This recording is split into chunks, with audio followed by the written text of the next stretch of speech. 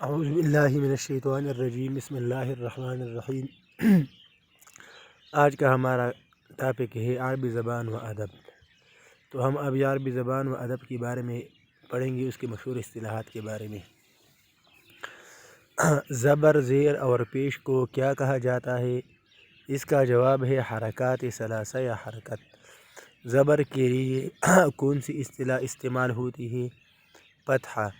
طریقہ جدیدہ فی تعلیم العربیہ کا مصنف کون ہے؟ محمد امین العصری۔ قصص النبیین کس شخص کی تصنیف ہے؟ سید ابو حسن علی ندوی۔ تفسیر المراغی کا نام بتائیے۔ احمد مصطفیٰ المراغی۔ رفع، نصب اور جر کو کیا کہتے ہیں؟ اس کو کہتے ہیں اعراب۔ پیش کے لیے کون سی اصطلاح استعمال ہوتی ہے؟ اس کے لیے ضمہ۔ جس حرف پر زیر، زبر یا پیش آئے اسے کیا کہتے ہیں؟ متحرک۔ جس حرف پر زبر آئے اسے کیا کہتے ہیں؟ مفتوح۔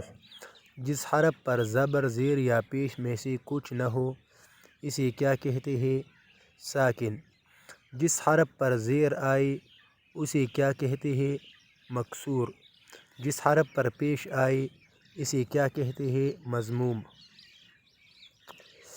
جس حرف پر تشدید آئے اسے کیا کہتے ہیں؟ مشدد یا مشدود۔ جس لفظ پر لام تعریف داخل کیا جائے اسے کیا کہتے ہیں؟ معرب باللام۔ حروف علت کتنے ہیں؟ 3۔ حروف علت کتنے ہیں؟ 3۔ اور کون کون سے ہیں؟ واو، الف، یا۔ حروف جارہ کتنے ہیں؟ 17۔ اور کون کون سے ہیں؟ وہ اس شعر میں جمع ہے۔ با و تا، کاف و لا، واو، منز، مز، خلا، رب، حاشا، من، عدا، فی، عن، علی، حتی، الی۔ مادہ کسی کہتے ہیں؟ کسی لفظ کی مأخذ کو مادہ کہتے ہیں۔ علماء صرف و نحو کی اصطلاح میں کلمہ کسی کہتے ہیں؟ بامعنی مفرد لفظ کو کلمہ کہتے ہیں، جس کا کافی میں تعریف ہے الکلمۃ لفظ وجعل معنی مفردا۔ کلمہ کی بنیادی طور پر کتنی اقسام ہے؟ کلمہ کی بنیادی طور پر 3 اقسام ہے۔ کون کون سی ہے؟ اسم، فعل، حرف۔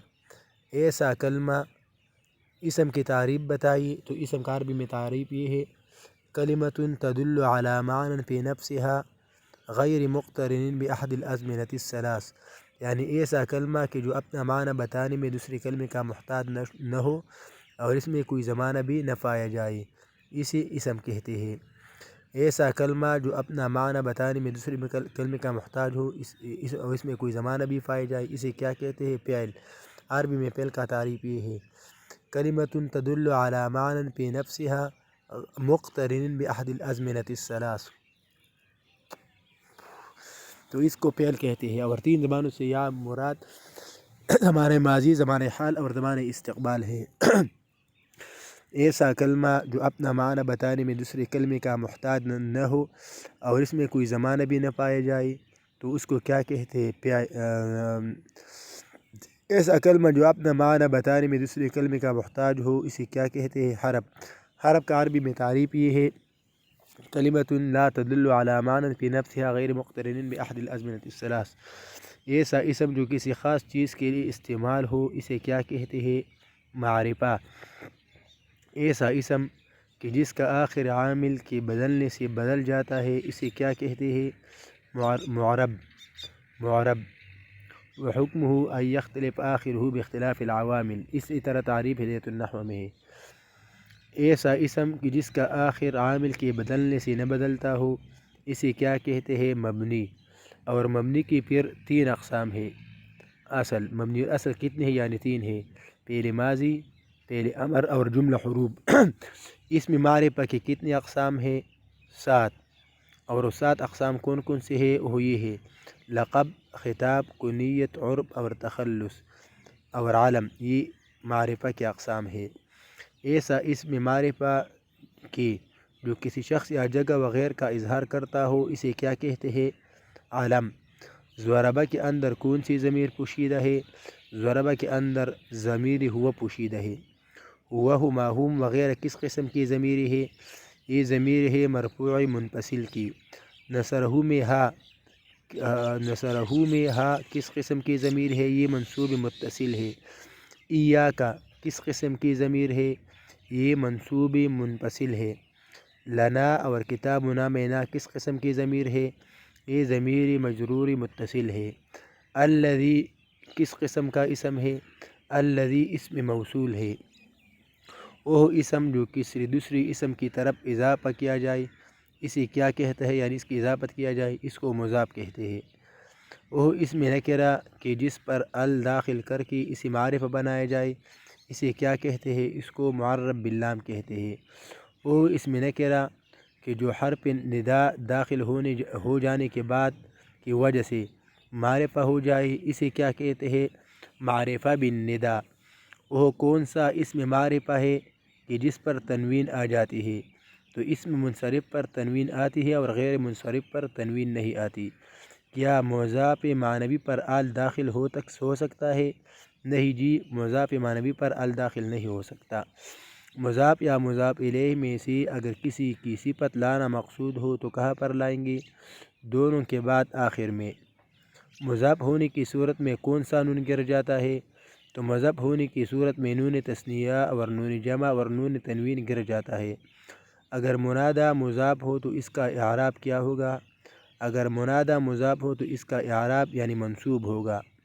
اگر دو اسموں کو اس طرح ملائے جائے کہ ان میں سے ایک اسم ذات ہو اور دوسرا اس کی صفت، کیفیت وغیرہ بیان کرے تو اس کو کیا کہتے ہیں؟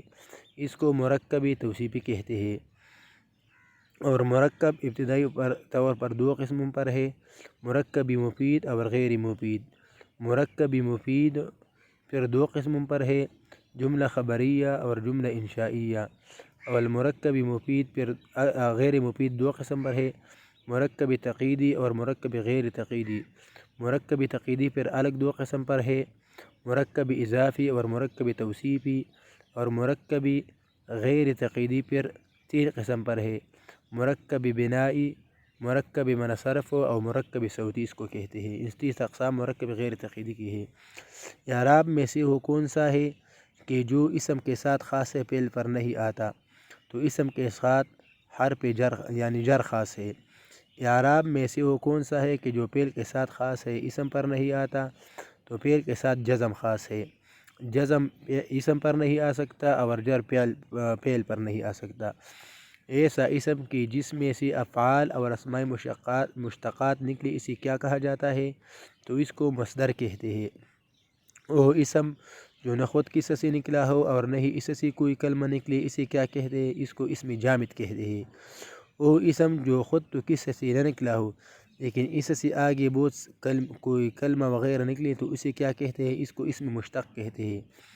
وہ اسم مشتق کے جو فعل لازم سے بنائے جائے اور اسی ذات کو ظاہر کرے جس میں مصدری معنی میں ثبوت اور پائیداری کا اظہار ہو اسے کیا کہا جاتا ہے؟ تو اس کو صفت مشبہ کہا جاتا ہے۔ وہ اسم مشتق کہ جو اس ذات کو بتائے جس پر فعل واقع ہو اسے کیا کہتے ہیں؟ تو اس کو اسم مفعول کہتے ہیں۔ وہ اسم مشتق کہ جو اس ذات کو بنائے کہ جس سے فعل صادر ہو اسے کیا کہتے ہیں؟ اس کو اسم فاعل کہتے ہیں۔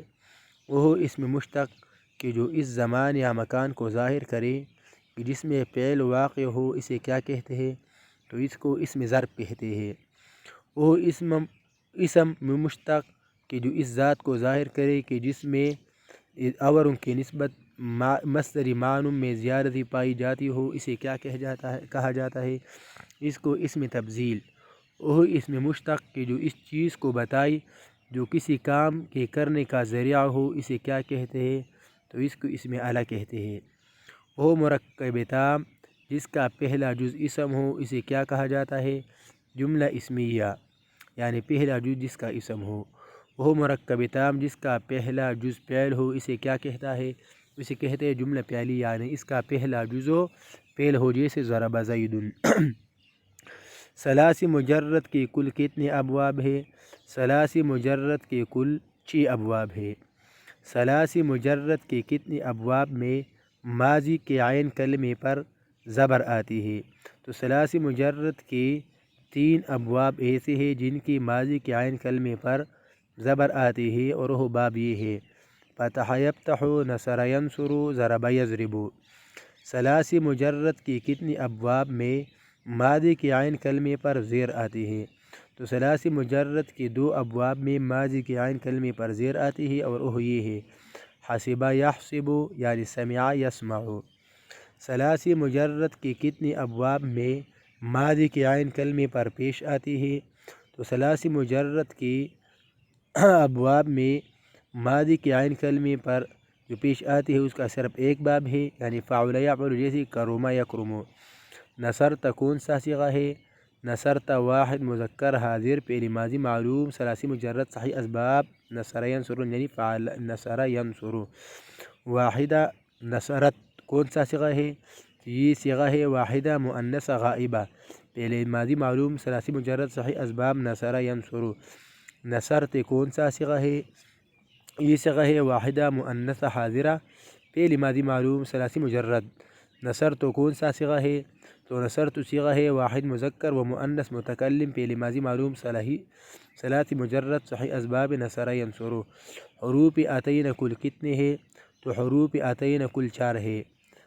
اور کون کون سے ہے حروف عطین؟ ہے الف، تا، یا، نون۔ نضرب کس فعل کا صیغہ ہے؟ نضرب یعنی نضرب۔ نضرب فعل مضارع معلوم کا صیغہ ہے جمع متکلم مع الغیر۔ حروف نواصب کتنے ہیں؟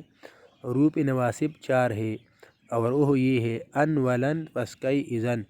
حروف جوازم کتنے ہیں؟ حروف جوازم کل 5 ہے۔ ان اور وہ یہ ہے: ان، ولم، لما، لام امر، لا نہی، نیز۔ مرفوعات کل کتنے ہیں؟ تو مرفوعات کی کل تعداد 8 ہے۔ منصوبات کی تعداد کتنی ہے؟ منصوبات کی کل تعداد 12 ہے۔ مجرورات کل کتنے ہیں؟ تو مجرورات کی تعداد کل 2 ہے۔